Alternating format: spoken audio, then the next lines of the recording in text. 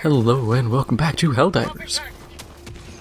So, continuing on from last episode when I was talking about what this game needs, I sat there and I was thinking, what are we missing from, like, Helldivers 1? Because I think that's something I didn't really take into consideration. And so I went back to Helldivers 1, went to the wiki because I actually don't have a lot unlocked in the base game. A lot of stuff was locked behind beating different difficulties, and if you played that game, you kind of understood why it's difficult to get some of those. 4 players having to share a screen is a bit of hell. But I got a list. Now I figured, why don't we go through some of them and see kind of what we're missing and what could really feasibly be implemented. Because there are some things on this list I'm not 100% sure on. But starting off, we have the AT-47 anti-tank emplacement, which it was a manned turret, so think the manned HMG turret we have, but with an autocannon. It's not exactly the fanciest thing, but in terms of... Can't reload here, but in terms of, like, turrets, it's not bad.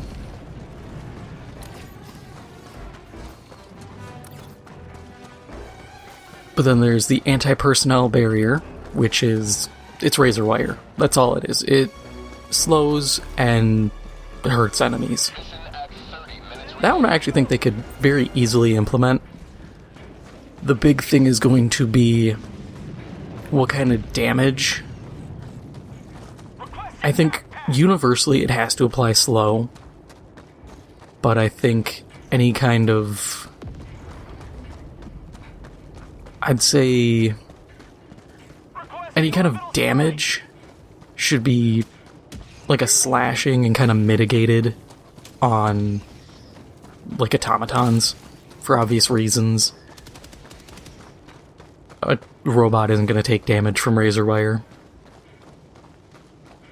Then the interesting one is the ARX-34 rail cannon turret, which this one I had kind of kicked back and forth for a while, because on one hand I was like, this doesn't seem really fitting, and I was like, would this be overpowered? But then I thought about it and I was like, actually it works really well, simply because it's just a railgun. If you were to make it a viable weapon, you'd have to bump up the damage, which, okay, let's say it fires on unstable railgun levels of damage. Calling in reinforcements. That's not the worst thing, but it's not great. Because the big thing with the railgun is it requires precision, and if you don't have the precision, then the weapon honestly is just okay. And for a turret, turrets don't aim for heads or soft spots, they just aim center mass.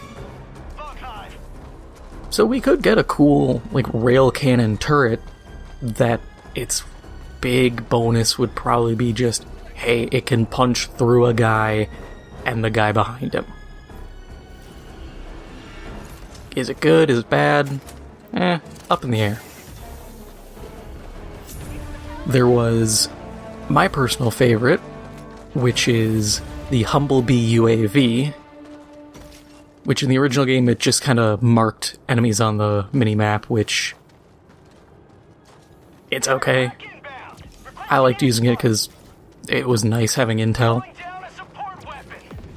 And it was cool because it followed you around. And I think a modern version you could do that. Personally, what I would do is something in the vein of, like, probably, you know, the snapshot grenade in Call of Duty? How it leaves that kind of hologram scan effect on the player when they're hit? I think that would be a really good idea of, like, within a certain radius, enemies get that scan effect. Because that gives enough incentive, like, okay, having this in, I get to see where the enemies are. I would also give it the ability to mark research materials, because sometimes tracking research mats down is just tedious, to say the least. You have been a stalwart line of freedom. Extract when ready. But there is the AD-289 Angel backpack. That one, very interesting, to say the least.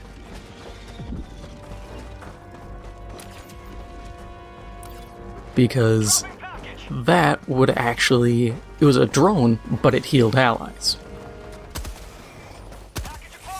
I think that one's actually a very, very reasonable one to have in the game. Because when you look at, like, the normal drone, we have, you know, the... Not the laser guard dog, but... Because that one's, I think, the rover. It's the normal guard dog that just has the machine gun, which no one uses because the ammo is so finite and so, honestly, mediocre at best. I think it would work for healing. You have finite heals, it has to go find someone, it has a limited range. Yeah, it kinda takes away from the need to have stims, but I think it kind of balances out as, yeah, you don't need a ton of stims anymore, but you have to give up a backpack and a stratagem slot. And I think it would help for, like, solo play or anything like that, where people want to kind of not have to worry about their team as much.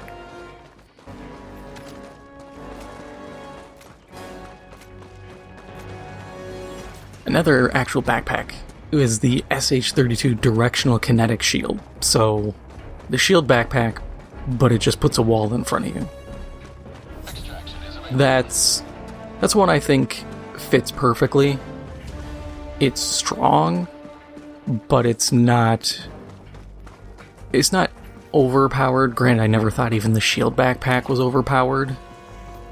I always kind of saw the shield backpack as just kind of, it's okay, it does its job. But it was never definitively like, take this or fail. I personally like to use it just to charge into, like, automaton bases, so I can be kind of a line breaker and just bust through a door or through a entryway, spray down enemies I see, and keep the team moving.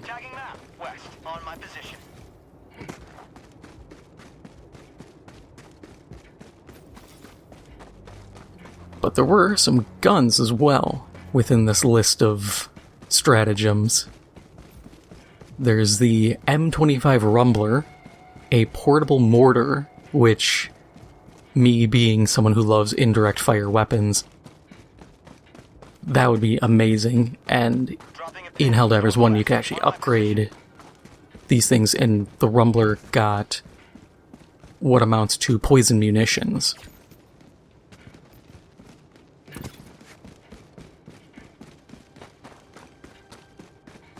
There's the MGX-42 machine gun, which seems like a really weird one. Some of you might be thinking, really? Another machine gun stratagem? We already have 3. This is a disposable machine gun. Think of the Metal Storm, if you know what Metal Storm was. It was an experimental weapon worked on by the US government. It was meant to be a stack of, like, let's say 30 barrels in a 5x6 stack, and each one was within each one was a number of caseless rounds. You'd pull the trigger and it would fire a ton of them, and that's what the MGX-42 is it's just the Metal Storm. You'd get, like, I think 300 rounds, and you could just hose down enemies. Pretty simple, pretty to the point. But I think it'd be fun to have a gun equivalent to the EAT.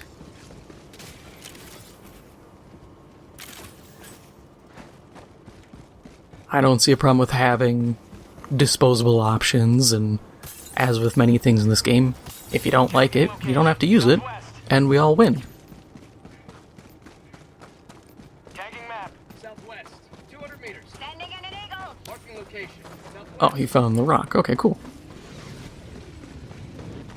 There was also the Rec6 Demolisher, which, Location. simply put, it's satchel charges. Found something. The fact we don't have satchel charges yet kind of surprises me. I wish we had them, because honestly, before the rupture, it was kind of annoying dealing with all of the automaton factories. Granted, we've always had options: the autocannon, the spear, grenade. There's always things you can do, but we have a cool system that could be added. And then our last actual weapon, this is another personal favorite of mine. I have a soft spot for it, is the Tox 13 Avenger, which, simply put, it's a flamethrower, but it shoots chemicals that poison and slow enemies. I'm always a fan of any chemical weapons in games. Poison gas, poison grenades, anything of the nature. So, of course, I would want the Avenger. And realistically, considering we have the toxic gas strike, I think it's only a matter of time before we get additional toxic weapons. I figure this is me kind of metagaming here, but I figure when we do the next big push against the bugs, when the damage over time bug is fixed, I think that might be the time that we actually sit down and do the chemical weapons. So it'll probably be an update where we get, I'm going to guess, the flamethrower, so the Tox Avenger, will get probably a poison gas grenade. Requesting tag pack. Calling in reinforcements. Proceed to extraction when Requesting ready. advanced weaponry. And then probably Reinforcements have been launched. I could see a grenade pistol variant. Thank you.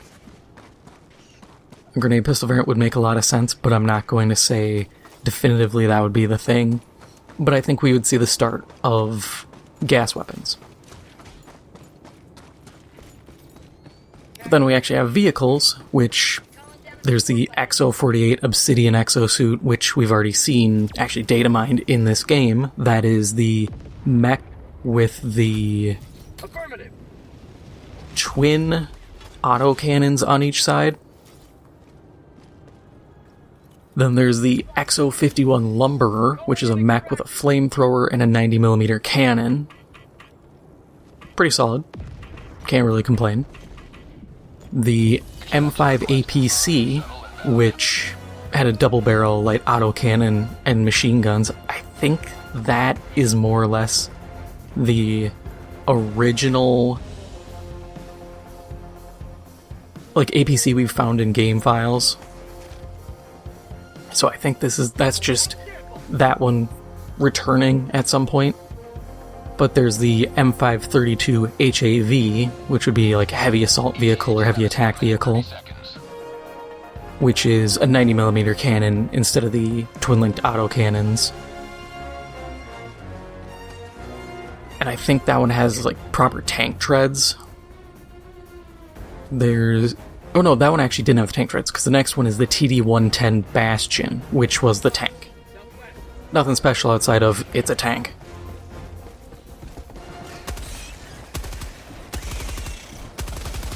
And then our last stratagem and last vehicle is the MC-109 Hammer motorcycle, which was a motorcycle with a sidecar and mounted machine gun. That one I really enjoy too, just because it's a motorcycle. I think it's cool. Is it practical? No, not at all. Like, are you insane? But I do think it'd be good for duos. Give it a low cooldown because it's obviously not the strongest option. And then you just go from there. It's a fun option. Not everything needs to be, you know, Helldive difficulty viable. But we can definitely have some fun things.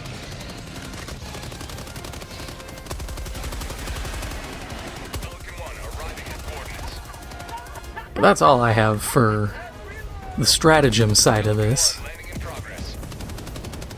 Tell me what you guys think. Any of those actually sound interesting, or are they all just kinda you'd rather see other things get added to the game? Preparing to depart. Shuttle launch in 20 seconds. Extraction complete. Pelican 1 beginning ascent. But that is all for now. If you enjoyed this video, make sure to hit the like button, it helps out the channel a lot. And if you haven't already, make sure to hit the subscribe button. Thank you for watching, and I'll see you in the next one.